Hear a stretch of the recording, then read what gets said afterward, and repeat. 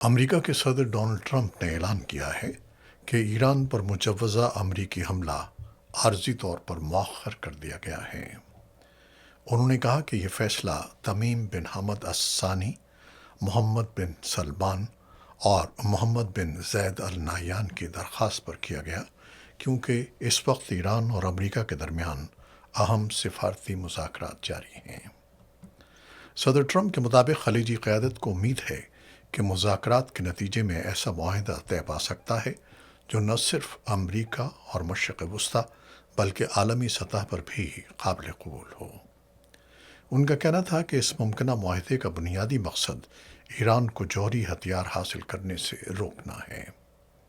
امریکی صدر نے بتایا کہ انہوں نے امریکی فوج اور اعلیٰ عسکری قیادت کو بھی ہدایت کی ہے کہ فی الحال ایران پر حملہ نہ کیا جائے، تاہم اگر مذاکرات ناکام ہوئے تو امریکہ کسی بھی وقت بڑے پیمانے پر کارروائی کے لیے تیار رہے گا۔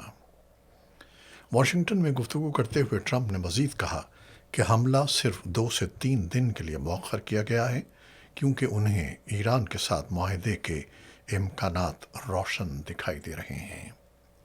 ان کا کہنا تھا کہ اگر ایران کو ایٹمی ہتھیاروں سے دور رکھنے کا مقصد مذاکرات کے ذریعے حاصل ہو جائے تو یہ فوجی کارروائی سے بہتر راستہ ہوگا۔